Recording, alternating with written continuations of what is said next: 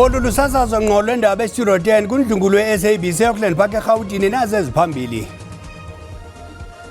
There isn't a process that I can refer to commissioners for why he would have engaged Mr. Adams. Icande inhloko ecandelo elikhethekileyo lophando ngobuqhophololo iIDEC uAdvocate Andrea Johnson igxeke ongaphansi kwayo ngobubhutyubhutyo obenziwe iIDEC ukuphanda amagosa aphezulu ecandelo lezobuntlalo. He was a man of many gifts, many talents. He was a dancer, he was a musician, he recorded a gospel also. He was a script writer. Kubanjwe inkonzo yesikhumbuzo yegqala lomdlalo weqonga nomabonakude uSiphuhla Siborhodi eState Theatre ePitoli. We take the Currie Cup very seriously. I think in the South African rugby context, it's still a very prestigious competition. Umjikelo kuvula iCurrie Cup wenze ezibukwayo nebengalindelekanga ngethuba iBall and Cavaliers bethe iBlue Bulls eWellington.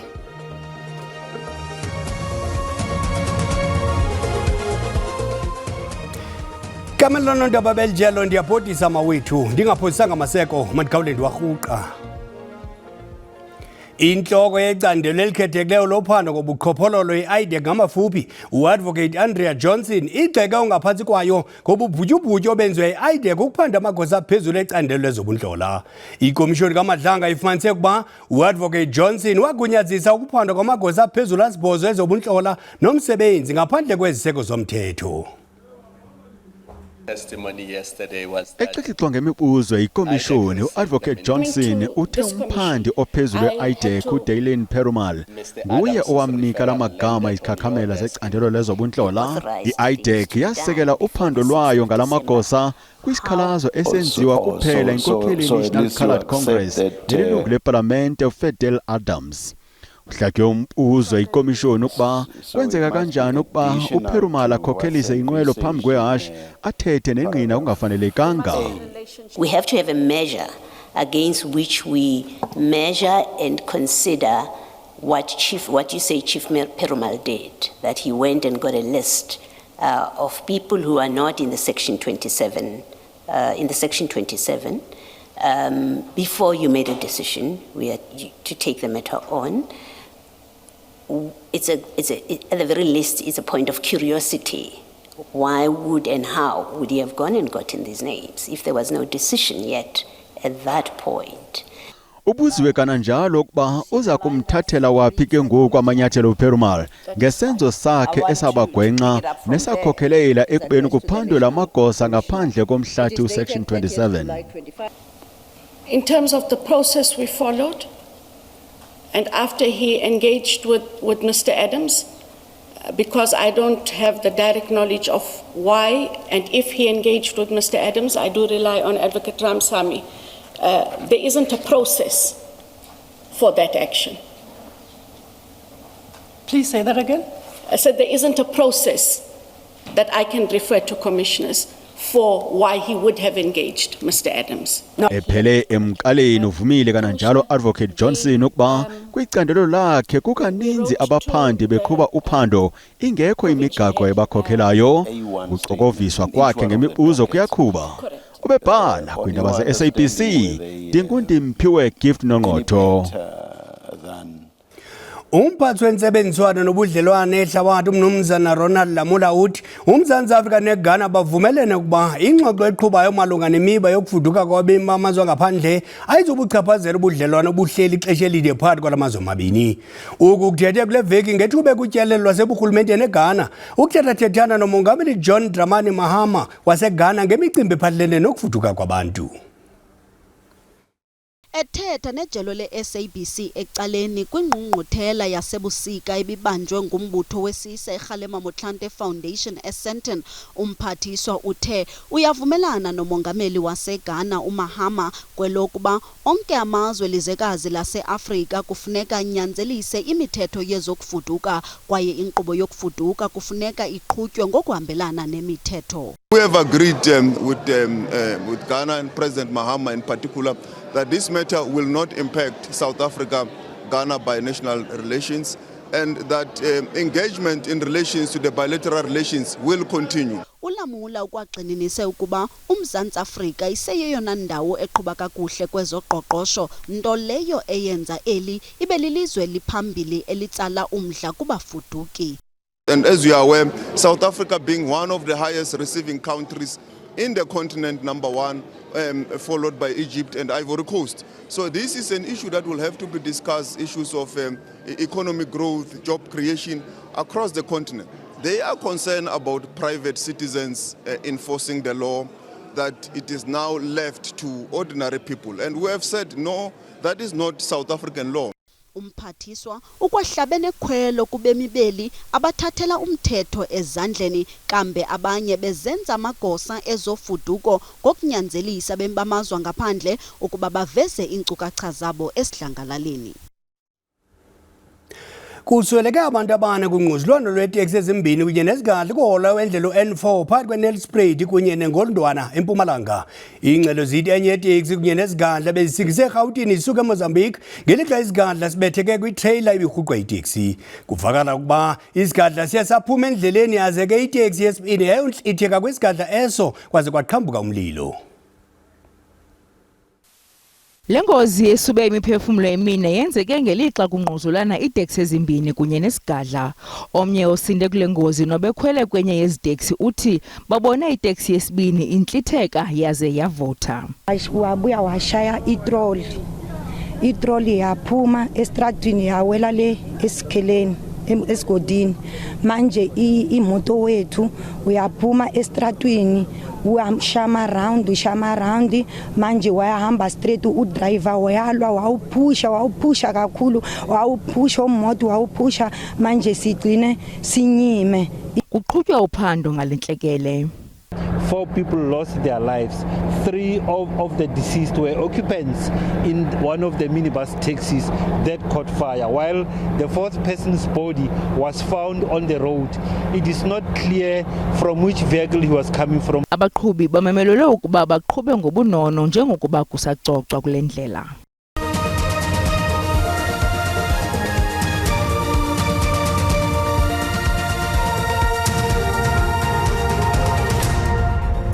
Sikawulesi warhuqa ukubonelelwa ngezindlu sengumbotshisi ibunzi kwindawo yaseCalvinia eMdlakoloni. Abahlali kukudala belinde izindlu bakhala ngelokuba urhulumente uthatha ixesha elide logama kwanyasha abathile xa ethe wabe ukhupha izindlu. Iphondo likwiphulo lokunikezela ngezindlu ezixabisa ngaphaya kwezigidi zerandi nelaphehlelelwa nguMongameli Ramaphosa ngo-2024. Janet Sims wayekuluhlu lwabantu abafuna izindlu kumasipala waseHantam isithuba seminyaka 8 phambi kokuba iphupha lakhe lokuba nendlu lifezeke. Indlu yakhe yakhiwe ngezitena kwaye indawo efudumeleyo yokufihla intloko kunye nosapho lwakhe. Now that we are living in the new house, it is very comfortable. It is warmer. When we stayed in the shack, it was very cold because the walls were not completely closed. There were holes. Kodwa uninzi alunalo elithamsanqa kuba sele iminyaka belinde ezizindlu ngelithi uluhlu lwabo bazifumanayo kwenziwa ubuqhophololo. I'm 71 years old. My husband died 10 years ago. At that time, I applied for a house. They don't want to give me a house. Umasipala waseHantam uthi akukho zikhalazo zisemthethweni eziziswe kubo kodwa nangona kunjalo uphando liyaqhuba. There's progress. We can see that our contractors are more serious now because we've terminated the number of contractors who are not performing. But we are confident that we will finish this 1 billion project.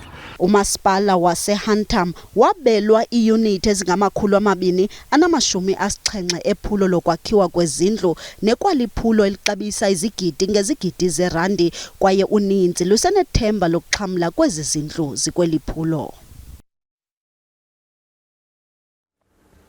Njengoko kuqala ikota yesithathu yonyaka kwiyunivesithi abanye abafundi banoloyiko lokungabi nandawo yokufihla intloko njengoko kunengxaki kwingxowa-mali yesibonelelo semali yabafundi yeNSFAS. Imibutho yabafundi ivutha umsindo isidle ngxowa-mali ayibathathela ingqalelo abafundi ngakumbi abo basuka kumakhaya engathathi ntweni. Inike isebe lemfundo ephakamileyo de kube sekupheleni kwenyanga ezayo uAugust ukuba lithi thatha izisombululo zale mingeni. Isiqingatha sesibini sonyaka sele siqalele kwidyunivesithi yaseWits eGauteng, kodwa kukho ugxeleshwano ngezikhondo zamehlo nanjengoko kubonakala ukuba abanye abafundi baza kuba ngodingezweni kungekudala. Icandelo labucala lendawo zokuhlalisa abafundi lisajongene nokungazinzi ngenxa yokungavumelani ngokonyusa intlawulo yendawo yokuhlala nengxowa-mali yesibonelelo sabafundi iNSFAS. Elicandelo lifuna ukonyusa indawo yokuhlala ngombinge ka6%. Our demand is simply that the rate must increase, and we have requested a 6% increase, and it must increase immediately. Lo mfundi wonyaka wesibini uhlala kwindawo yabucala yokuhlalisa abafundi ngenxa yokuba awafikelela amaxabiso endawo zokuhlala zangaphakathi esikolweni.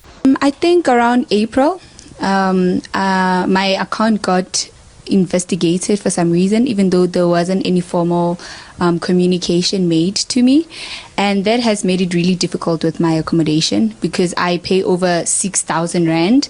Kulandela imingeni yendawo zokuhlala, iinkokheli zabafundi kwidyunivesithi ezili-16 zihlanganise intloko ngendlela yokuzama ukufumana izisombululo. The DHET through its NSFAS must scrap the accommodation cap, and then two, Competition Commission and the Department of Education must intervene to come and then regulate the student accommodation pricing accordingly and fairly. Umamabulo ukwathe iNSFAS ityala abanini bendawo zokuhlalisa abafundi imali ebalelwa kwizigidi ezingama200 nesukela ngonyaka ka2024. We have members, more than 4 members in our association who have closed down simply because they are still owed by NSFAS for previous years. Nangona icandelo labucala lisithi lizimisele ukuhlala kwisithebe sengxoxo nalapho kungafunyanwa izisombululo eziza kulungela bonke ababandakanyekayo, iinkokheli zabafundi zimile zithi iNSFAS iphanzile ukukhathalela iimfuno zabafundi kwaye oku kumele kusombululeke ngokukhawuleza. Umbutho wesisa imbumba foundation ujule jacu ekuzinziseni umzila weqala lomzabalazo ongasekho uba uNelson Mandela uqala ngo2010 ngentshukumo ezikhuthaza isidima imfundo namathuba kulutsha. Ukuvabanzi ngamanyathelo lombutho wesisa kwindawo esezilalini nasezilokishini kule nyanga kaMadiba sidlala indlebe nomseki wembumba foundation umnumzana Richard Mabaso. Sibudise mnumzana Richard Mabaso. Khawutsho ngalombutho wenu zeziphi into eziqaqambisayo ingakumbi makhaya? Asibingelele msakazi, sibonge nasemakhaya babukeli. Imbumba Foundation inhlangano engenza inzuzo focus kakhulu ekusizeni ingane ezingamantombazane ngama sanitary pads. Sibuye futhi sisize ingane ngokuregister ezikoleni ema universities njengoba wazi ukuthi kuba nzima kangakanani ukuthi ingane isuke high school ibese iya endaweni e-university engakaze ifike. So siyasenze nalokho, siphinde futhi senze nama programs okusiza labo abahlwempu ngokudla ama food parcels. Sisebenzisana neinhlangano eziningi ezingama private companies. Ninalo nelaphulo iTrack for Mandela laseTanzania ingathi ke kulonyaka le nase-Australia khawutsho. Track for Mandela yilento engayibiza ngokuthi flagship program ukuthi since ngonyaka ka2012 sesithathe abantu acishe bawu 500 baya eKilimanjaro. Sisupporte more than 3 million wamantombazane eSouth Africa yonke namanye amazwe afaka phakathi oMozambique, Tanzania, Botswana, Namibia. Bese okusijabulisa kakhulu ukuthi kulonyaka okungokuqala emlandweni weTrack for Mandela sizoya eAustralia. iAustralia iqhamuka ngokuthi omunye ebesambe naye ngonyaka ka2024 ufikile esiqongweni eKilimanjaro mase ebuya wasebuza ukuthi yini enye engayenza ukuthi nginisize nginilekelele ngoba ngihlale eAustralia. Sesathi ke asifune indawo lapho khona singa hike khona bese simema nabanye, and kunamhlanje sinabantu abawu 13 baqhamuka ko Singapore, baqhamuka ko New Zealand, baqhamuka eSouth Africa. So lokho ke msakazi kwenza ukuthi sizigqaje njengembumba Foundation ngoba iTrack for Mandela sasiqalela yes ukusiza amantombazane, but okukhulu kakhulu ukuthi kube nobumbano esizweni seSouth Africa, iAfrica nomhlaba wonke jikelele. Abantu kabafuna ukuhamba kule Track for Mandela benza njani? bayasibhalela bangabhala nje i-email ku info@imbumbafoundation.org or bangangena ku social media bangasicheka ku website www.imbumbafoundation.org noma basicheke kuma social media einkundla zokuxhumana bese bayasho ke ukuthi bafuna ukuhamba ngesinye isikhathi bathi mhlambe hey kuyabiza ukuya Kilimanjaro sibanikeza nama programs okuba trainer hayi kuphela ukuthi baqwale intaba kodwa sibaqeqeshele nokuthi imali ungayihlanganisa kanjani ukuze ufinyelele ukuthi usijoyine ngoba khona empeleni mangasho nje ukuthi ungakucabanga ukuthi umuntu osuka ezilalini emakhaya umnikeze ithuba lokuthi ame esiqongweni sentaba iMount Kilimanjaro okuyintaba enkulukazi eAfrica and ngesilungu babuye bathi it's the world's tallest mountain freestanding mountain ayikho enye efana nayo so kuyasijabulisa kakhulu ukuthi kulabo abaparticipate ku Trek for Mandela akusibo kuphela abantu abasebenzayo abanye bathi bangasebenzi kodwa sibasize sibenzisa ama fundraising ngoba ekugcineni sifuna ukuthi ubaba uNelson Mandela masi celebrate ilegacy yakhe si celebrate ngokuthi senze umehluko ebantwini kwanda kwaliwa ngumthakathi mnumzana Mabaso intinga ndiyakanti kubanjwe inkonzo yesikhumbuzo yeqala lomdlalo weqonga uSibhudla Sibohodi eState Theatre ePitoli nehlanganise usapho lwakhe abahlobo amagosa aseburhulumenteni amagcisa noluntu ngokubanzi uSibohodi owayedume njengoKenneth Mashaba kumdlalo kaMabona kude walapha ekhaya Generations usweleke ngolwesithathu weveke ephelileyo sisigulu esinento kwenza nesifo seswekile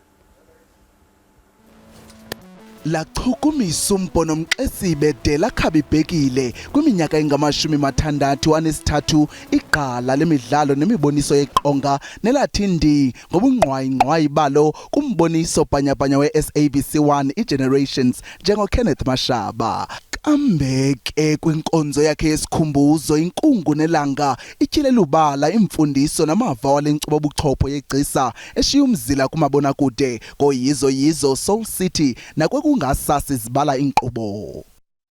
He'd come to watch me perform here at the State Theatre and he'd remind me after maybe 5 years just a simple scene to say, I saw you doing this scene and this is what you did.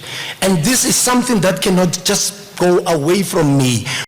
Kananjalo mhlobo khule naye uSibhudla Sibohodi umbalule njengesitiyakazi besiyokoyoko intaphane yeziqhamo zetalente ngaphaya kokuba ngumdlali weqonga ukusukela ekubeni ngumbhali obalaseleyo ukuya ekuthambeleni isinqe njengomdanisi nkqu nokuba nelo lizwi lakhe belicholoza ngokumyoli njengemvumi. He was a man of many gifts, many talents. He was a dancer, he was a musician, he recorded a gospel also. He was a script writer. Lo gama lomhlobo besenyongweni uvakalise inxalabo ngobomi bamagcisa sele bezintshatsheli ezingosaziwayo ekhankanya inxwaleko ebephansi kwayo uSibohodi kutshanje ngokungabi nankxaso mali kumboniso wakhe weqonga ubizwa Black Moon eMakhanda nalapho ebehlala kwindlu engasemva kweyadi yaselokishini engenawo nombane. 2 weeks ago, he was doing a show in Grahamstown called the Black Moon. They were staying in a township. They rented a house in the township without electricity. So it is heartbreaking. It is heartbreaking to see what we call a celebrity staying in a back room without electricity. You know, he didn't have funding to take a show to Grahamstown.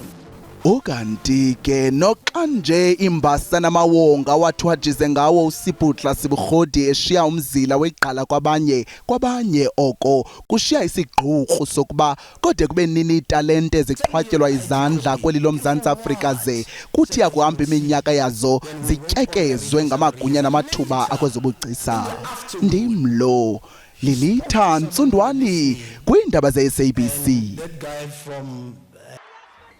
Umongameli wombutho olawula ibhola ekhatywayo eAfrika uGqr Patrice Motsepe uthi akazimiselanga ukuphinda angene njengomongameli weCAF isihlandlo sesithathu. uGqr Motsepe kwaxelela unondaba eRhawutini ukuba akanazinjongo zokukhokhela umbutho olawula ibhola ekhatywayo kwihlabathi iFIFA.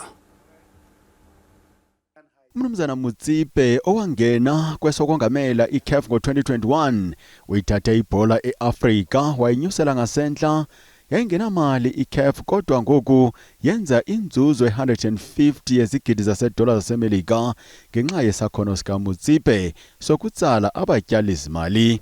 Nangona kunjalo uthi uza kuyeka ukuphela kwexesha lakhe ngo2029. My period within CAF and within football, not just in the continent, but also as Vice President of FIFA, will come to an end shortly. Because, I've made my humble contribution and have had enormous support from the leadership on the continent and the leadership worldwide. And the objective was to make sure that all of us working together, we significantly improve the quality of African football, the competitiveness, and to make sure that club football, national team football on the continent is as good as the best in the world. Phansi kobunkokheli bakhe iCAF inobudlelwane obuhle neFIFA njengomnye wosekela mongameli beFIFA uthi akananjongo yokuba ngumongameli weFIFA. Listen, I love FIFA. Huge.